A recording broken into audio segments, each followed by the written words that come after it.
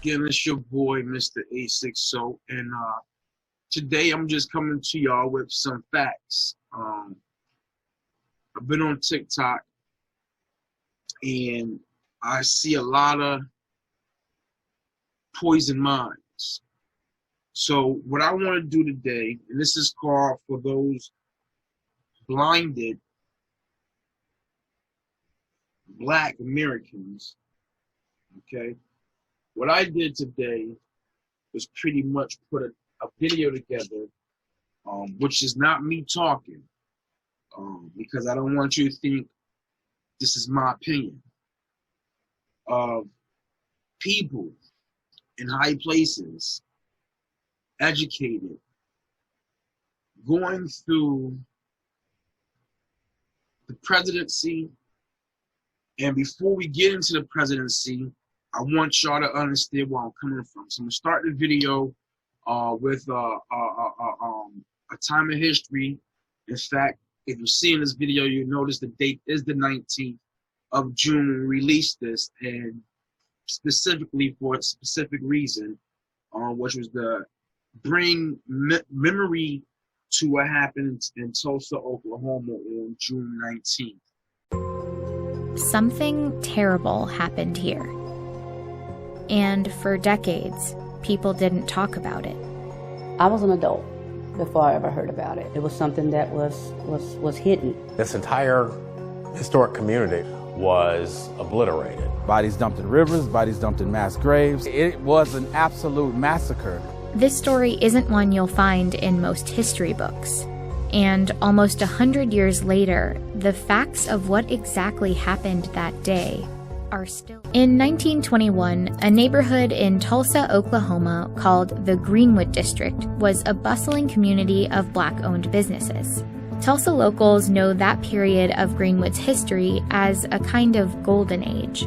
If you can imagine just like an old-time downtown, things like movie theaters, pharmacies, hair salons, and so forth. They called it Black Wall Street. It was a mecca. It was a huge success. But Black Wall Street was also an anomaly. It thrived at a time when the KKK was incredibly active in Oklahoma, and the nation had just been through the Red Summer of 1919, when white mobs murdered Black people in dozens of incidents across the U.S. There needed to be a sort of match or an igniter tossed on these embers. And that trigger event was an incident that involved two teenagers. Dick Rowland, 19-year-old Black boy who shined shoes downtown. Sarah Page, 17-year-old white girl who ran an elevator in a downtown building called the Drexel Building. He went to the building, boarded the elevator. Something happened. Sarah Page began to scream. They both ran out of the elevator. Now, we don't know exactly what happened in this elevator, but a day later, Rowland was arrested and taken to the courthouse. The local newspaper ran an article claiming Rowland had assaulted Page. Even though Page refused to press charges, the article was essentially a call to action for whites. A large white mob began to gather on the lawn of the courthouse. Dick Rowland was in jail on the top floor. A number of Black men, several dozen, marched down to the courthouse to protect him, some of them armed. There was a struggle between one of the Black men in the small group and one of the white men in the larger group, and things sort of went south from that point. Hundreds of white people descended upon Black Wall Street, armed. Black residents withdrew behind the railroad tracks that marked off the Greenwood District. Some of them were armed and fought back, but they were outnumbered by the white mob, which shot their way through. The white mob murdered, they looted, and they set fire to Black Wall Street. This was the strategy, if you will, of how to deal with these communities, with these successful Black communities. For 2 days, the Greenwood District burned. Martial law was declared, and the National Guard was brought in. By the time the massacre ended, Greenwood was in ruins. More than 1,200 homes were destroyed, and 35 blocks burned. Estimates now put that number closer to 300. As for those that survived, thousands of them lived in tent cities in the months that followed, and were left to pick up the pieces of rubble they once called home. After the massacre, the cover-up started. Records went missing from city files, including the very article that started it all. It makes photos from this time all the more important as part of the historical record, but back in 1921, these images served a very different purpose. So photo postcards like these were pretty widely distributed after the massacre. At the time, they were a part of white supremacist culture and kept as souvenirs of racially charged crimes. We're going to get into racism that we see in our president. We're going to get into the relaxed response that our president had on the COVID-19. And we also going to take a look at the president's main supporters. And the reason why I want to do this is because you are what you become.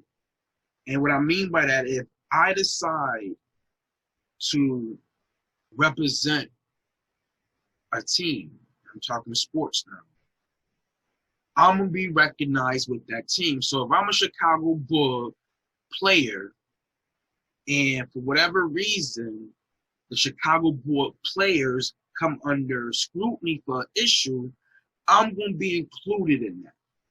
So if it's something that I'm completely against, I need to step out my box and make sure the world knows that I don't support the Chicago Bulls theory. And the reason why I say that is because, again, Black Americans really, really, really got it in their head that Donald Trump is fighting for us.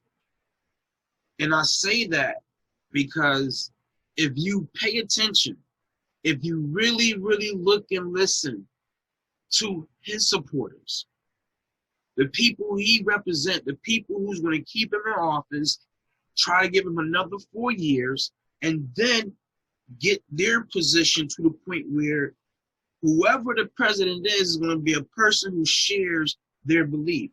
So before we get into this, I just want to give y'all some basic knowledge, okay? One, understand that when Obama became president, he was the first Black president of the United States. Now, there's white hate groups, I'm not going to name them because there are many. They took that as a huge, significant loss. When he was reelected for another 4 terms, that assured that the American people was going on the right way.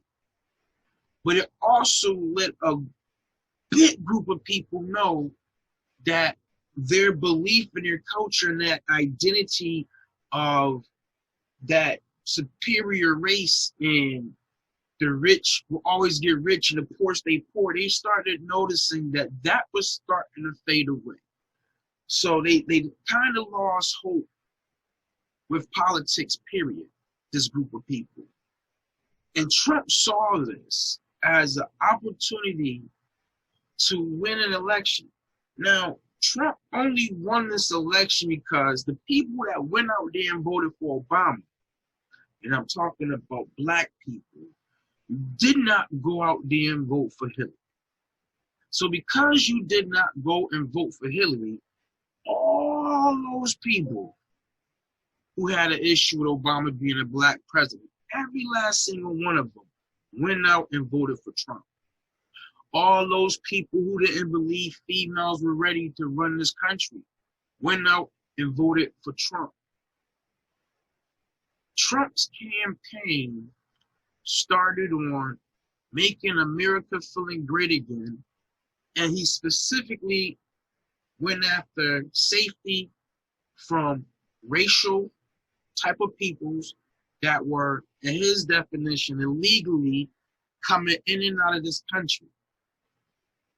Okay, and with that, bringing all the crimes I assume our country has. I guess the crime wasn't inherited from our great forefathers. I guess these foreigners brought this into our country. So if we get rid of them, we won't have no more crime. Hate no longer hides behind hoods. This was the scene in the liberal college town of Charlottesville, Virginia on Friday, reminiscent of images from a dark American past. This is our town now! Hundreds of white nationalists from across the country descended upon the University of Virginia's campus ahead of a planned demonstration to protest the removal of the statue of Confederate General Robert E. Lee. White lives matter! White lives matter! They quickly clashed with counter-protesters, people from both sides ready to fight. It would be the start of a bloody 24 hours. Is this guy wearing a Hitler shirt? Yes, he is. I'm just going to take a picture of him. Support the courageous officers. Why do you videotape them? Because people need to know who they are. We're doing the Lord's work. What is there to be nervous about if you're doing the Lord's work? Nightline co-anchor Byron Pitts first met Heimbach 3 years ago. He's a young man who, back then, had been called the future of the white supremacist movement by someone who ought to know, a former grand wizard of the KKK. Do you see a young David Duke in Matt Heimbach? If you combine honesty, sincerity with intelligence, I think he has the potential to be quite an effective leader for these ideas. You consider yourself a racist? Sure. So what? I call it natural. Being a racist is natural.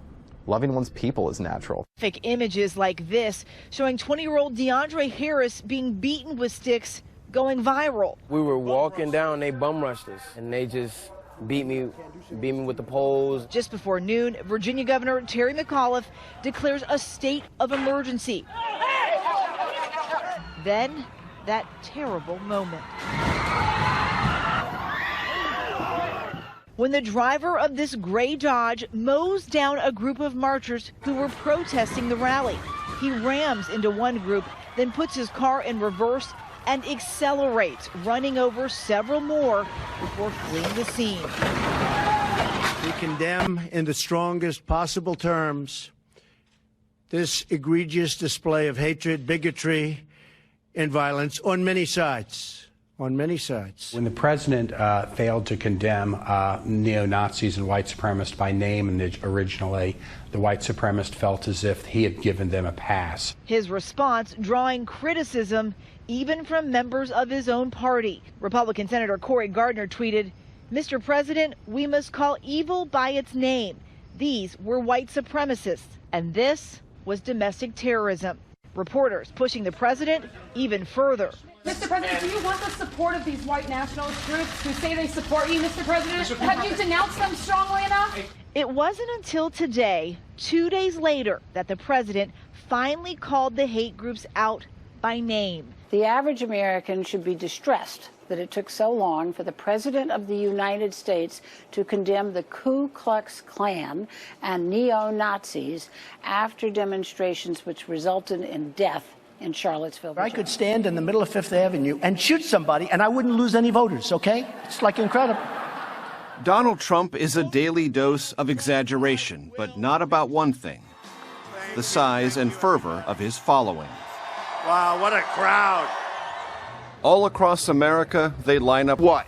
Given this vision. You had a screen printing dream. Your dream told you that Trump is going to win, and then Ivanka, and then Don Jr., and Eric. Tiffany is going to win in 2048, and then Barron. Great. All right. But Barron only serves one term. No, 2 terms. No, that's only one term. That's 4 years. Yeah, actually, these are mostly one-term presidents. No, you're not reading it right, brother. No, I'm like 20. No, this is 24 to 28. That's 4 years. And then another 4. No. These are one-term presidents.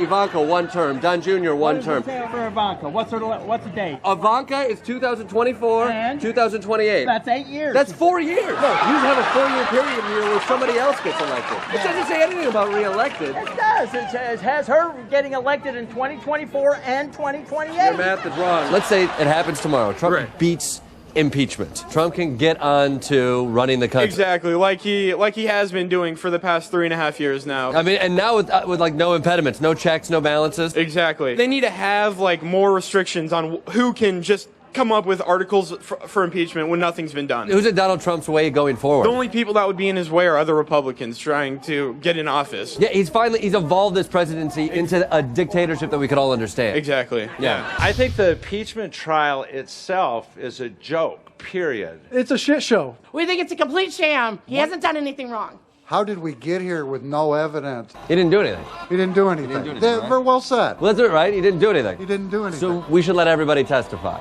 Correct. Yeah. Yeah. No. No. No. Do you think John Bolton should testify? No. Why not? Well, he could testify, but I think he's vengeful for getting fired from his job. I think he's a liar. John Bolton's a liar. Absolutely. There should be a system set up where he takes an oath and then under oath he tells the truth. Otherwise, he's punished. I think there should be, yes. And maybe there's a judge who's put in charge, like the highest judge in the land. Right. Appointed by a Republican.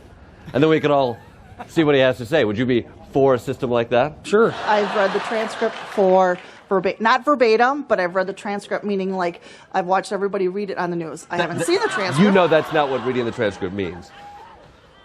But you watch people read the transcript. Right. I haven't personally read the transcript. Have you read the transcript? No. It is, I have. Spoiler alert. He asked a foreign country to interfere in our election.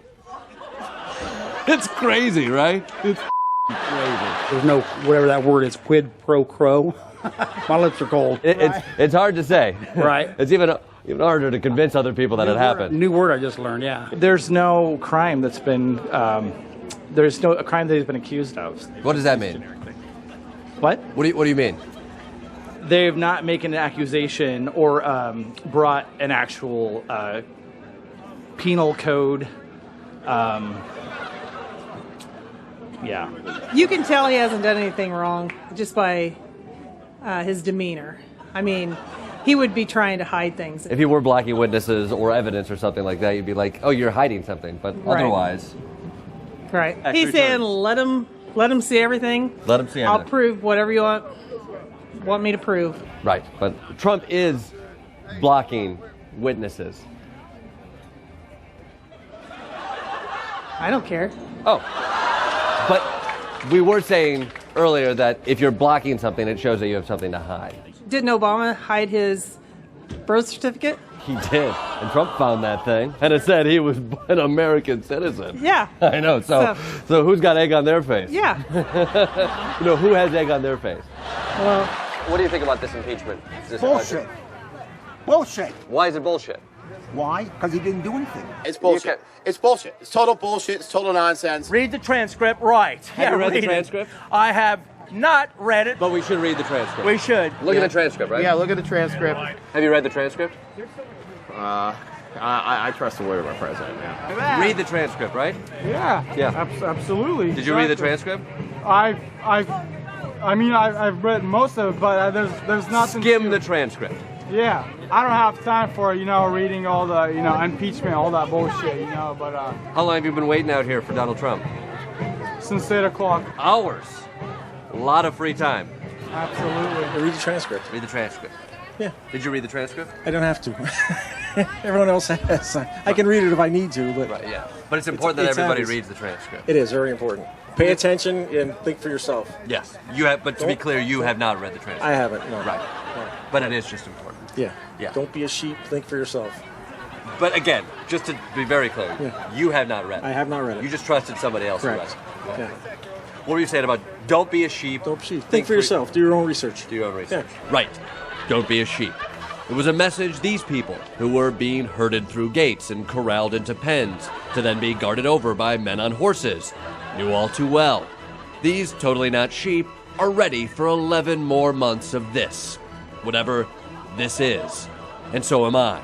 Campaign 2020, here we go again. Suggesting that the entire Trump vote was racist and by racists? I think yes. I think it. I do. I think that it had to do. When you have people who don't realize that the Affordable Care Act and Obamacare are the same thing, and wish to hold on to the Affordable Care Act but get rid of the Obamacare. That's about the association, the proximity to blackness. That's it. So I think there's also. But you know the alternate explanations, the additional explanations, that it's the result of globalization and deindustrialization and falling behind and feeling ignored and all the rest. That it's not. Well, Tony, you're rolling your eyes. So do better than that. I think it's nonsense. I don't think that Trump was elected by disenfranchised people who feel ignored. I think that Claudia's absolutely right. I think that the 8-year-long hatred, this weird thing. Obama left office with 56% of, with the highest approval rating of any president in modern times.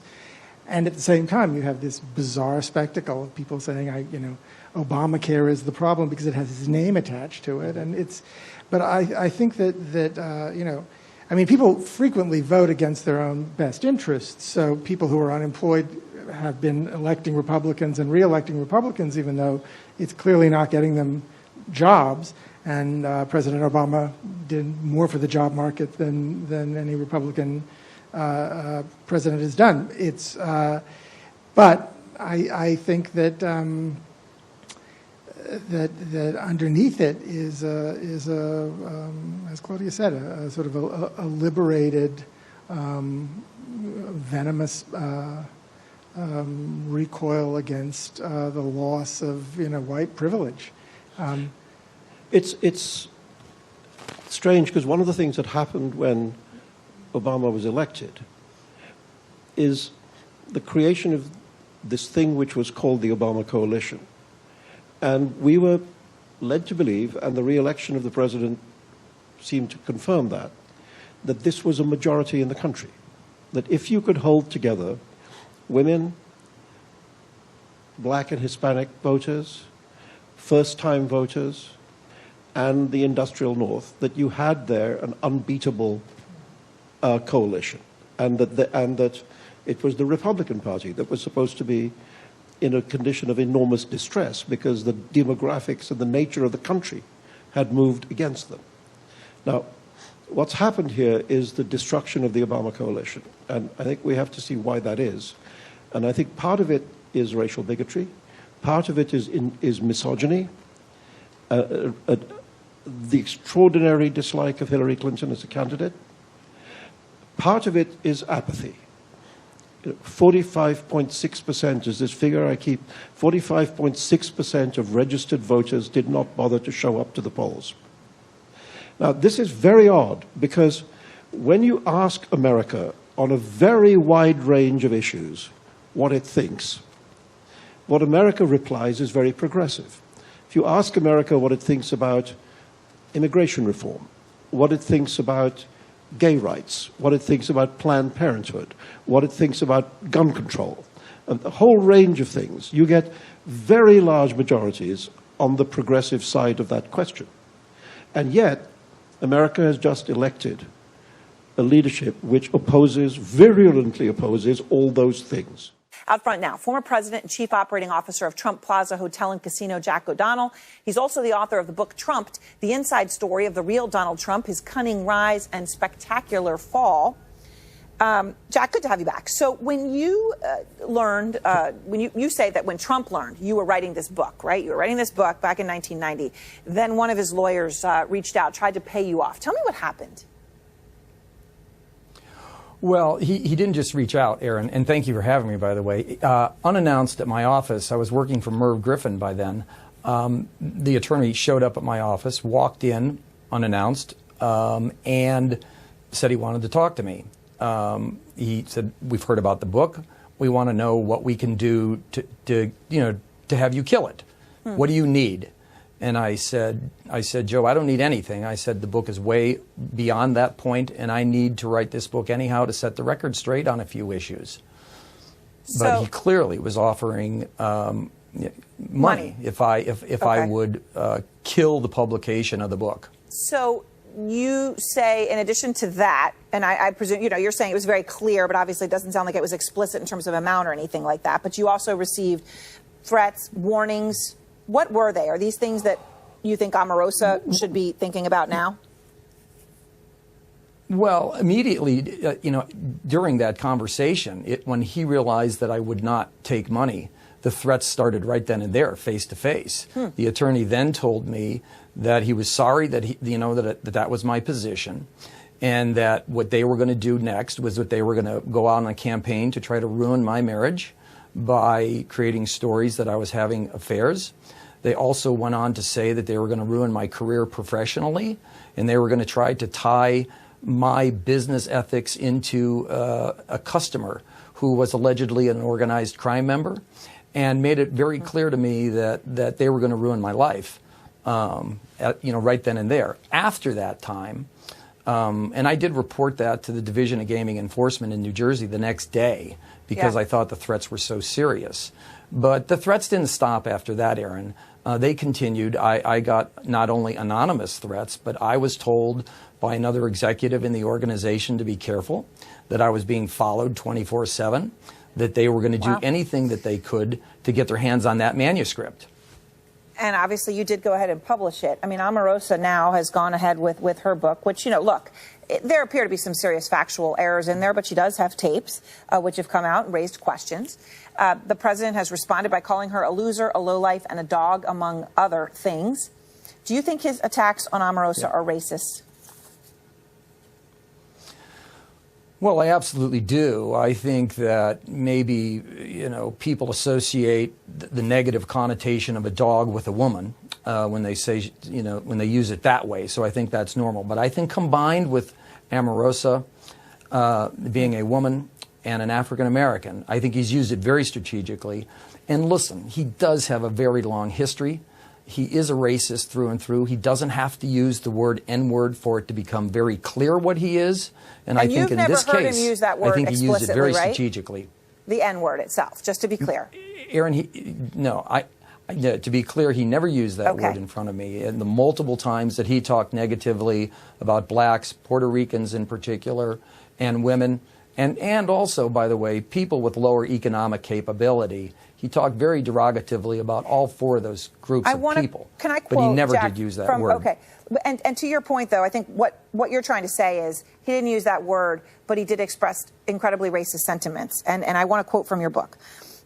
You say, and this is you quoting Trump, quote, "I've got black accountants at Trump Castle and at Trump Plaza, black guys counting my money. I hate it. The only kind of people I want counting my money are short guys that wear yarmulkes every day. I think the guy is lazy. And it's probably not his fault because laziness is a trait in blacks. It really is. I believe that. It's not anything they can control." I mean, just let that sink into everybody for a moment, Jack. And then let me ask you a very just important question, I think. Did you write this down right after? I mean, was that off a tape? I mean, you put it in quotes. Is that truly in quotes? That's what he said? Yeah. Yeah. I did write that down, Aaron, right after it happened. And also when I came back from that meeting at Trump Tower in New York, this was prior to the accident, and I was the President Chief Operating Officer, but I had a gentleman, Steve Hyde, that I reported to, and I told him about it because I was concerned because that was really the first time that it became crystal clear how Donald thought about. But in terms of specific policies, I take some issue with them, but that's much less consequential to me than what's happening to the dialogue in the country. It's just dangerous. What strikes me, what makes my eye twitch constantly, is the idea that we are lowering standards of behavior for a position that is essentially, at its heart, as FDR said, is a position of moral leadership. It is. Look, it is a position of moral leadership, and what leaders say matter. They can either lead a country in the direction of inclusiveness and embracing other people and dignity, or this Bannon and the alt-right. And I mean, when you're silent, you give these people room to come out of the dark, and I mean, literally, our children are listening. Our children are listening, and it's just wrong. And so, on certain things that go to the heart of who we are as Americans, I just can't remain silent. And it's For me, I would say the turning point for our country was 1913 when we passed the 17th Amendment. And what's So like back when like women couldn't vote? Yeah, well, back up, but again, let's Like that go was, back. like, that's kind of your sweet spot right there? Absolutely, but 1913. What year was America great? When it was founded. Except for the slavery stuff. Except for the slavery stuff, you know? I think we were probably our strongest immediately post-World War II. So around the 1950s? Yeah, mid-40s, 50s. I mean, I think the 50s was great other than, segregation and women's rights. Look, we could sit here and paint negative faces of all times in America. Correct. It's Make America Great Again. So when was the last great? It's always been great. If it's always been great, what are we trying to go back to? We're not going back. We're going forward. Well, I guess the 80s were pretty good. Right, the 80s. Yeah, the 80s, great music, great Crack video cocaine? games. Crack cocaine? Yeah. Well, we're always great. The people are great. So America is great right now. So we did it. No, we didn't do it. America became great when the Founding Fathers put pen on paper in 1776 and decided to build a country based on laws. Right. That was greatness. That was awesome. Yeah. Other than the slavery, obviously, that was terrible. And we did have that. Yeah, we did have that and the Indian thing, right? That was terrible. And the women's voting thing. But other than that, that was awesome. A few hiccups along the way, you know. Like they say, nobody made it to the top without breaking a few pieces of china. That wasn't an insult, by the way. President Trump took his attacks on 4 Democratic lawmakers to a raucous campaign rally in North Carolina last night. His supporters chanted, "Send her back," echoing the president's racist tweet that the 4 women of color should go back to the countries where they came from. Paula Reed is at the White House. Paula, what were you looking for last night, and what did you learn? Well, Tony, this rally in a state that the president narrowly won in 2016 was a chance for the president to test out how this controversial approach is resonating with his supporters. And it appeared they're with him all the way.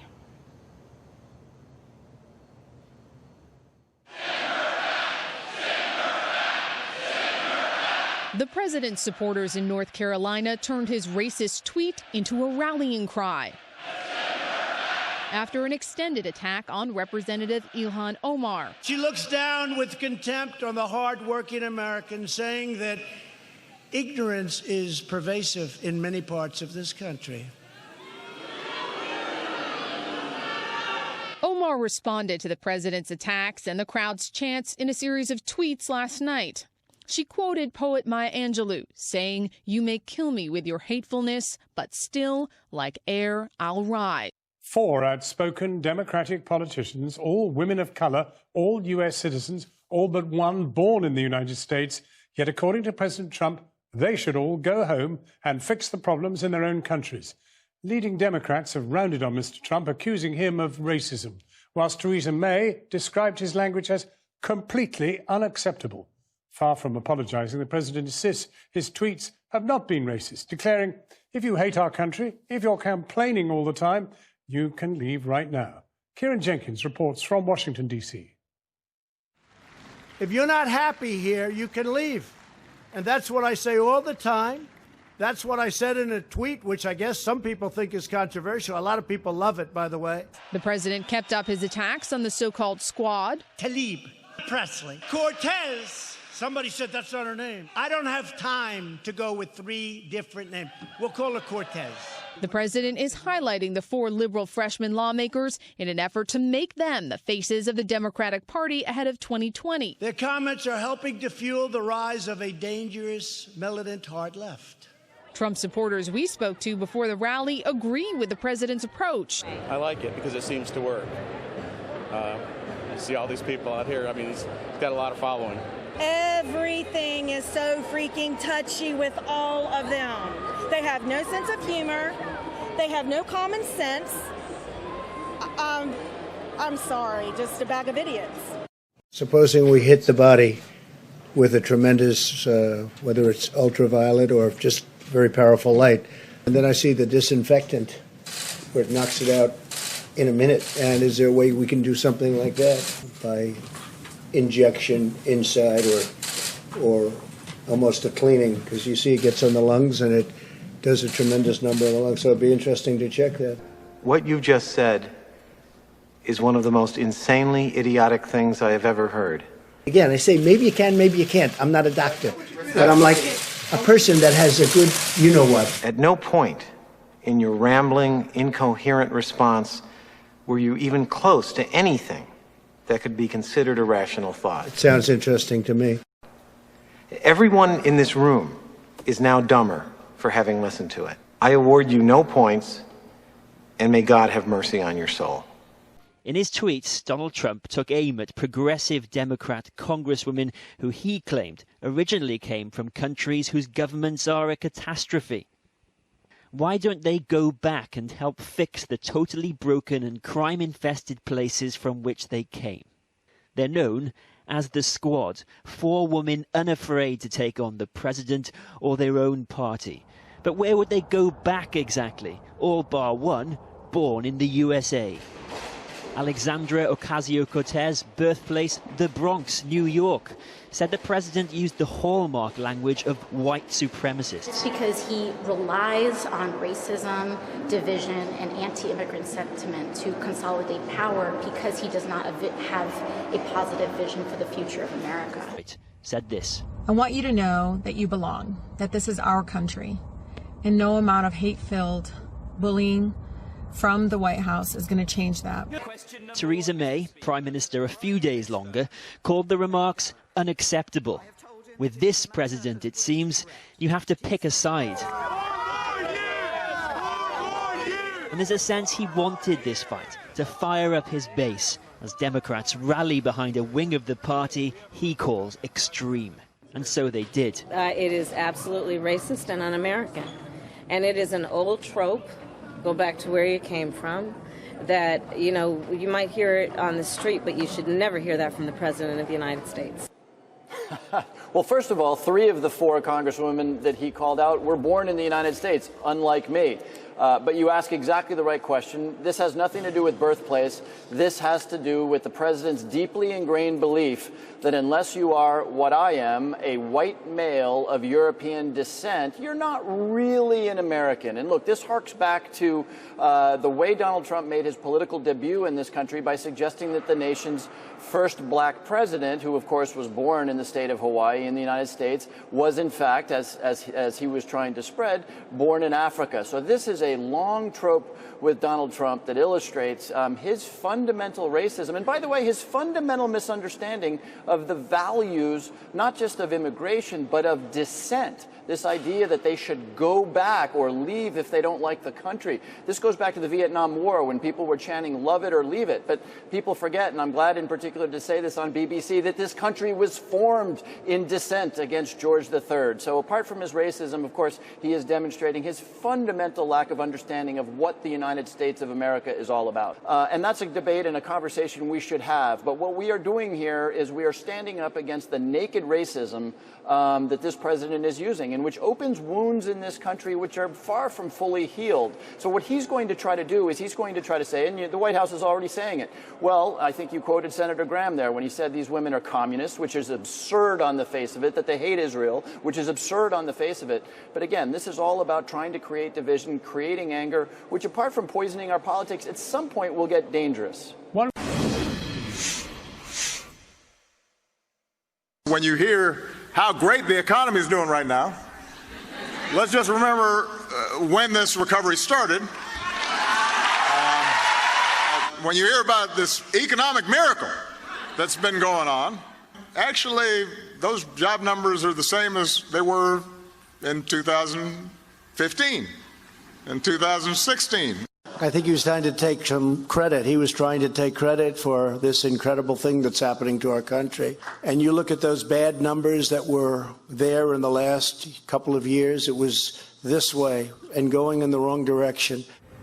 It wasn't going in the wrong direction. It wasn't this way. It was this way.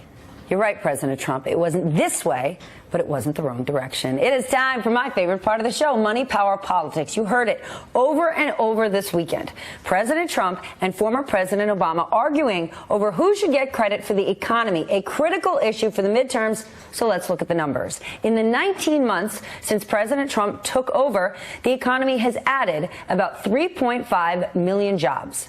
In the last 19 months of the Obama presidency, the economy added nearly 4 million jobs. Another way to look at that would be to compare the average job gains per month. It shows President Obama averaging about 208,000 jobs added since July 2015, compared to an average of 188,000 jobs under President Trump. The president also likes to brag that the unemployment rate is near its lowest point in decades. He's right, but please look at this chart. The jobless rate has been dropping steadily for more than 9 years. That's Obama territory. The Center for Economic Policy Research did a study back in July and found that when comparing similar economic models, an economy without Trump does about the same as an economy with Trump. In other words, there is no Trump effect. I want to bring in Austin Goolsbee, former chairman of the Council of Economic Advisors under President Obama. He's currently a professor at the University of Chicago's Booth School of Business. All right, Austin. Study says President Trump did not do much to help the economy, but he didn't hurt it either. What's your take? That sounds about right. Look, we've had, I think, 115 months of private sector job growth, and 19 of those were under Trump. So what is that, like 15%?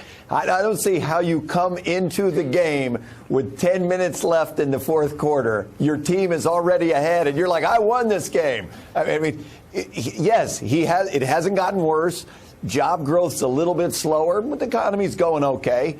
I think the shame is on us for letting President Trump trumpet only the news on the days when it's good, and then just change the subject if the numbers come in not as good. So but if the economy... we had one good quarter of GDP, but that forgets that last quarter and all of last year was mediocre. There's an implicit theory in that statement, and your theory is that it was about economics, why Donald Trump won. I don't subscribe to that theory. I think it was a lot more complicated. There was a lot of racial resentment. There were issues about immigration, and things like that were more important than the jobs were. But, I mean, just look at the numbers. As you just showed, the job creation was actually stronger under President Obama. And at best, you would say it's been a continuation of a steady trend. After we avoided a depression, we've been chugging along, and we're now one of the longest booms in U.S. economic history. Now, I speak to CEOs all the time. Whether they like Trump or not, they will say it is a more business-friendly administration. When President Obama was in office, the threat, the regulatory overhang, not knowing what regulation was going to come down the pike, prevented them from reinvesting and hiring.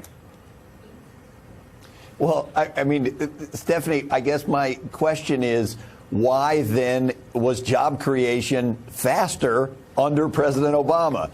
If this regulatory cloud was so detrimental, why was GDP growth in 2017 only 2.2%? I have no doubt that corporations got a $2 trillion tax cut. They're happy about that. And you see in their corporate profits, they've never had higher corporate profits than they do now. That hasn't translated into faster job growth. That hasn't translated into faster wage growth.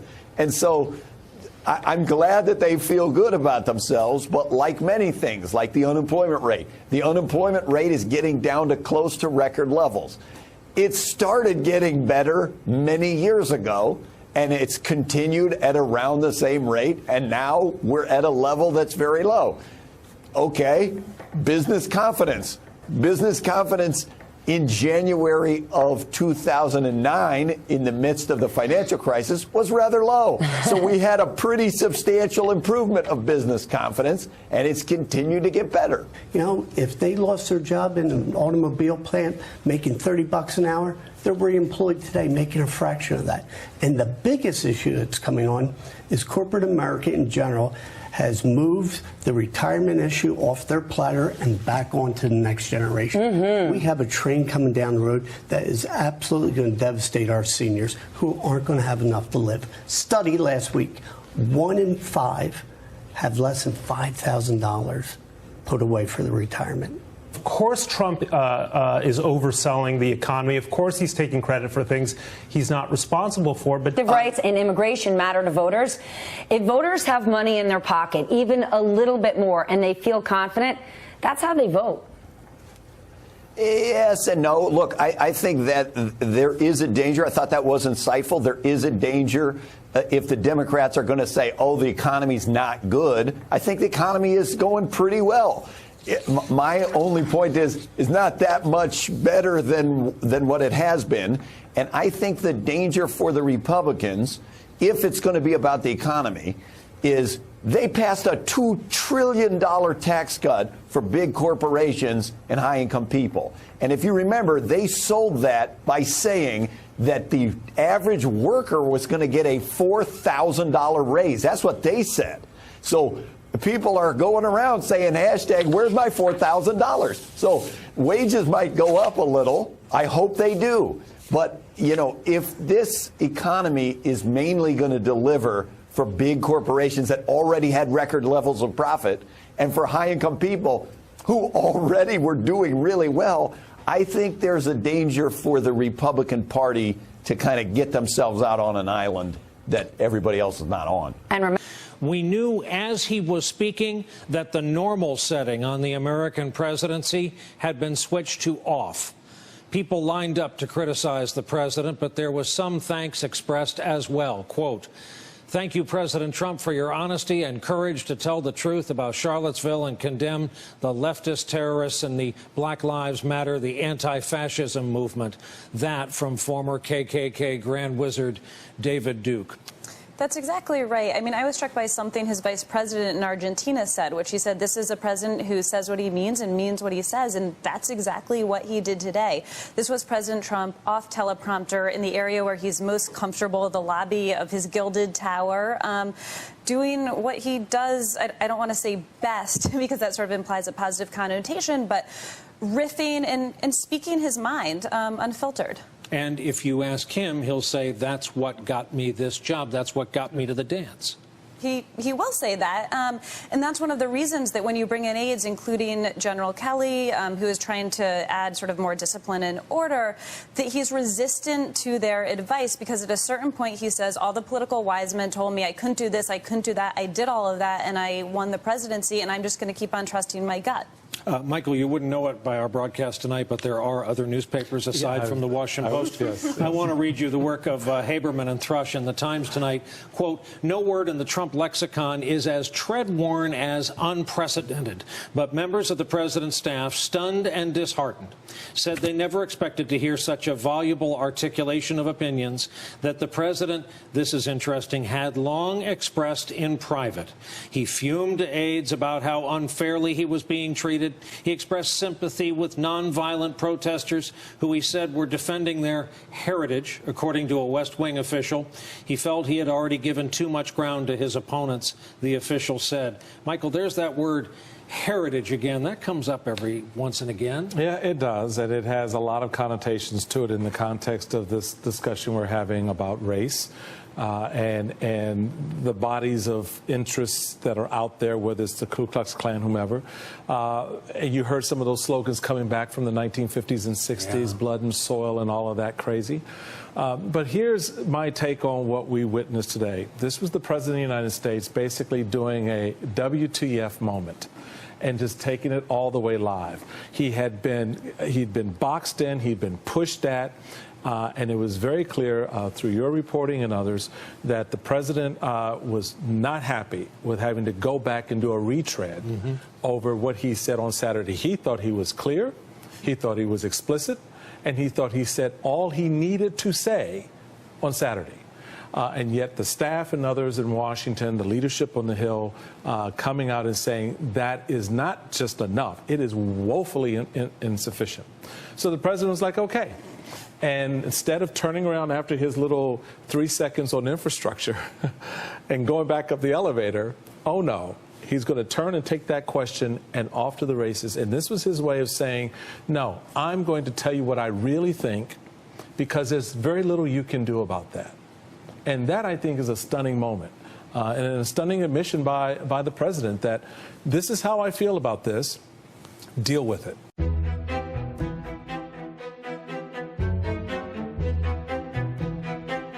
So for those of us who served in the Obama administration and worked on the Ebola response, it was a really enlightening and jarring and frightening experience, because I think it helped us to understand just how vulnerable the world remained to a disease that could be a lot scarier than Ebola. Ebola was a very scary disease if you caught it, but the chances of catching it, the chances of it spreading on a global level were very small. So I think a lot of us came away from that thinking, my goodness, we are nowhere near where we need to be for something that would be much more transmissible. And so there was a lot of energy in the last few years of the Obama administration to try and put in place what we could to leave the government in a better place. One was to set up a team at the White House that was solely dedicated to health security preparedness and response. The idea there was having a cell of people at the White House who could pull together all of the different parts of the federal government that had a role in this. And, you think of all those parts. It's Homeland Security for the immigration and border stuff. It's the FAA for the airlines and the air travel. It's, of course, CDC and Health and Human Services.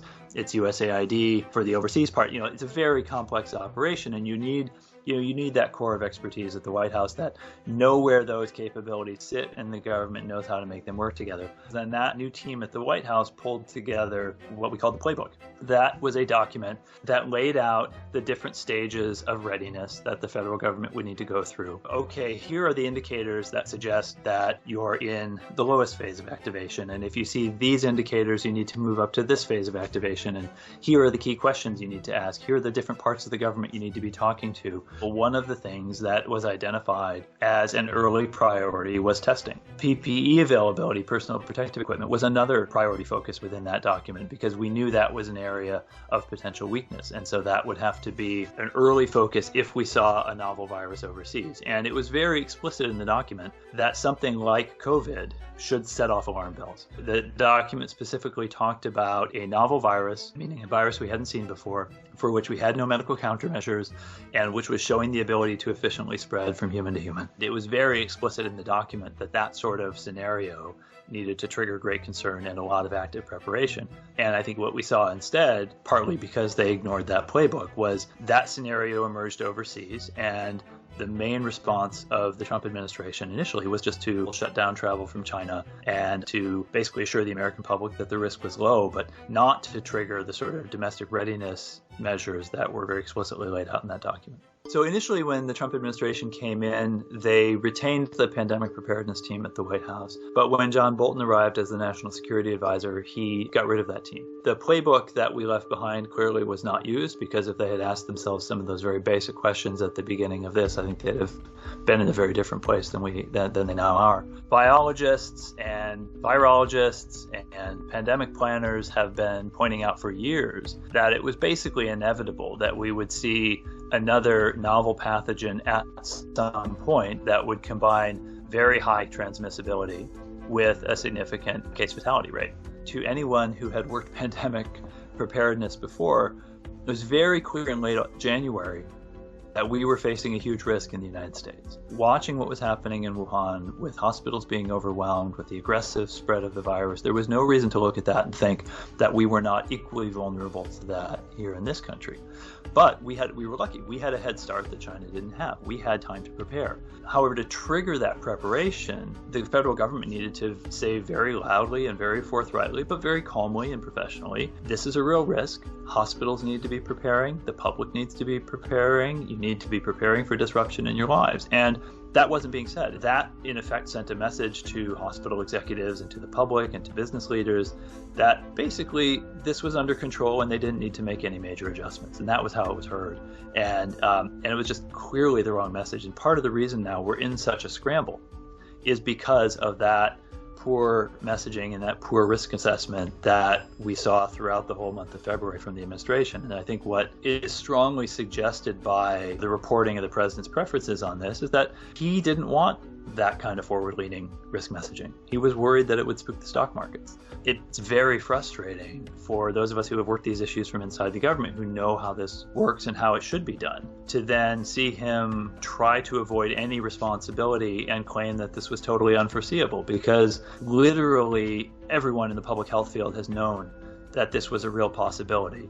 And anyone who's paid any attention to it, and there are a lot of us, has known how vulnerable we are. So for him to act as though it somehow absolves him that he was unaware this was a possibility, it doesn't absolve him. It just shows how ignorant he was of the risk. We have done an incredible job.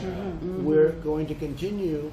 It's going to disappear. One day it's like a miracle. It will disappear. The lack of a coordinated federal response is really damaging. And I've spent a lot of time in the last few weeks talking to local mayors' offices and governors' offices around the country, and all of them use terms like free-for-all, Wild West.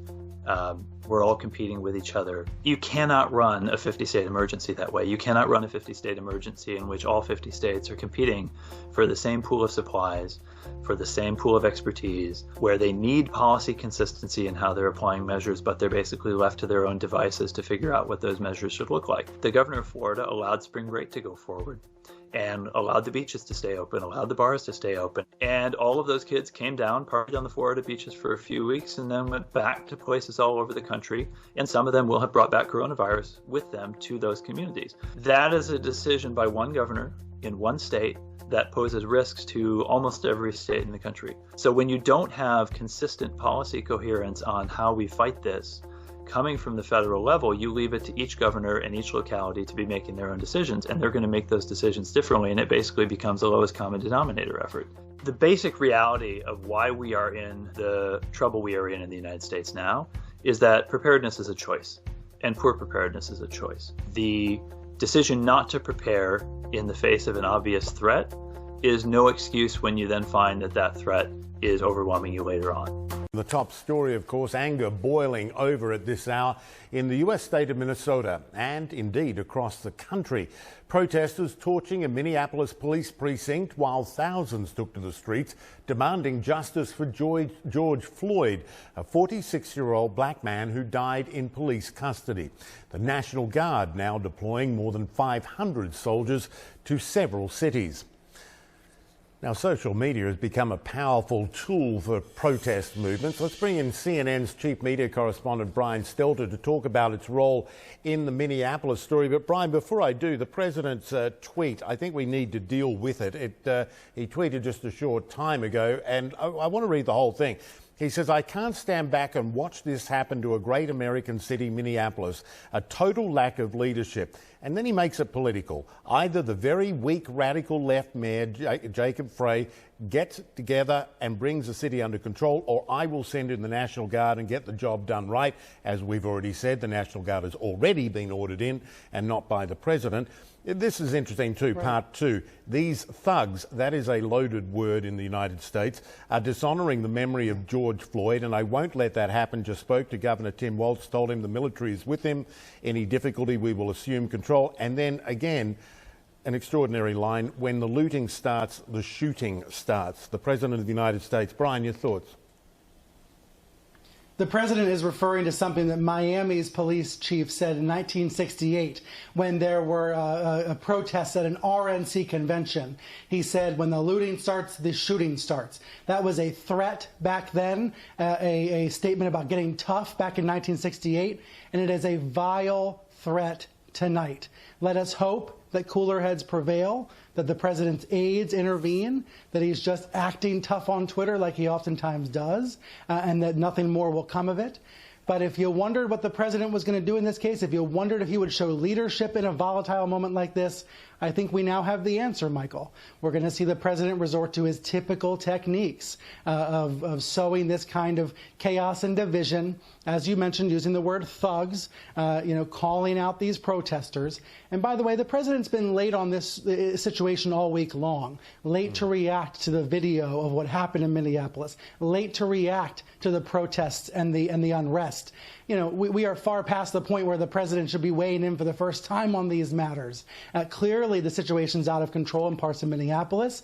The city of Minneapolis is doing a very bad job communicating with its own residents right now. Of course, under the cover of darkness, we don't know everything that's happening, but it is clear there are fires and looted stores and broken windows and other disturbances in multiple neighborhoods of Minneapolis right now. We'll have to wait until sunrise to get the full picture. Amid all of this, you have to wonder, if you live in Minneapolis right now, do you feel any better seeing the President of the United States talk the way he's talking on Twitter? I'm going to wager no, Michael, but let's see what the residents of Minneapolis say in the morning. Yeah, saying again, any difficulty and we will assume control. I'm not sure how the federal government assumes control of something like this. I wanted to ask you about the issue of social media, cell phone use as well, because all of this, George Floyd's death was on camera and filmed by people who were eyewitnesses to this. And you know, it's not like George Floyd's didn't happen before. They have happened before. They're now just getting filmed. And speak to the role of the cell phone in this, but also the role of the cell phone in spreading the protest. Right, this death was filmed from multiple angles, and this is not the only altercation with police just this week in the United States that's been caught on camera and caused a lot of concern in local communities. We are seeing protests, as you mentioned, in other cities. That is a result of what happened in Minneapolis, but it is also the result of other videos in other cities on other days. This kind of cacophony that's created when you have access to these images on social media. It is also notable that in this age, both of social distance and social media, people are able to move more quickly toward these protests. So you see a kind of virality that happens not just online, but in person. When people, for example, in St. Paul, Minnesota, heard that the 3rd precinct was on fire in Minneapolis, some got in their cars and drove over to Minneapolis a couple of hours ago. So there's that kind of effect of making these bigger and moving and escalating more quickly that happens in the age of cell phones and instant technology. I think there are obviously positives to that and negatives to that as well. We have, by the way, the front page of Friday morning's Minneapolis Star-Tribune reacting to this in real time, calling this a state of agony. I think that's really important. As much as we're talking about anger here, an overwhelming amount of anger in the streets, it's also about grief and agony. We are talking about a population that has been mostly indoors and stuck at home for months, and now seeing the people that they trust to protect them fail them. And that kind of situation causes anger, but it also causes agony. To see this in the midst of a pandemic, to see people posting videos of fires with a quarantine sort of logo, it is an incredibly strange and frightening situation, Michael. President Donald Trump whole campaign is based off a time in America where females ain't have the right to vote, black were, and we still are, considered inferior. Make America great again. I understand exactly what Donald Trump did. He knew, look, words are very important. So I want you to pay attention to the whole documentary. You know, I try to put something together because the last thing I want is ignorant black people out there voting for somebody who don't have their best interests. And again, I'm going to believe neither one of these parties are the right parties, but Donald Trump represents something completely evil. And this is not nothing new. So you're going to see, I got stuff when he was just before he was a president. So I got stuff coming from his chief advisor of Trump Towers explaining his racism. You get me? I got reactions of his actual followers. So again, this is for black people. White people already know this. Any white person that's voting for Trump is racist. I'm sorry. This is for the black people who are blinded by a man who's able to show us how to make money, who put $2 trillion in businesses that still hasn't trickled down to us. In President Trump's last year presidency, we done got hit with the COVID-19, which is probably one of the worst mishandlings or one of the Yeah, I said that right. Worst mishandling of our health and awareness in this country. We are seeing a rise of a group of people who lost the war, which is the Civil War, still trying to fight for something that as a country we destroyed. Now what this is my smaller version of the Declaration of Independence and the Constitution of the United States of America. They want to take this book, everything is based on laws that men made way before, and these men were racist men too. But you can't be a Christian. See, y'all gotta understand, these men were Christians. You can't be a Christian, preach the Bible, and preach love, and then hate races and groups because of skin color or ethnicity. So these men knew that for us to establish a great country, we have to establish laws that's going to help all that has something to do with this country. So you have a group of people who are literally trying to burn this and replace it with their hatred idolatries, and what they call their purification of America, which they want to give it all to white people. So just like Donald Trump, a lot of white people want to take credit for stuff they didn't do. So we're going to go right into this. Again, I did not want to spend this much time on this. I might cut this up because I really don't want you paying attention to me, because my personal beliefs are my personal beliefs. I want you to hear it from his supporters, the people that actually vote for him. I want you to hear how they talk and see how they actually look and think about you, Black American, on TikTok, defending Trump. Candace Owens, all you Uncle Toms, who not only do you look idiotic, not only do you sound stupid and hypocritical,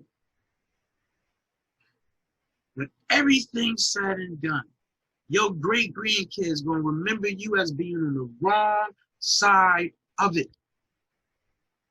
So you keep your position, you keep your pride and ignorance, and your belief is something that you know in your heart is false. But you don't want to change your position because for some reason you think your position is going to keep you in their hands, or I should say in their group. You think you will be part of the social club that they trying to start, but you keep believing that. So we're going to get right into it again. I just want y'all to know up front, these are clips I took from YouTube, from news, from professional speakers, from work, people that actually work with Donald Trump. So these are White House officials, health aid officials. These are not my opinion.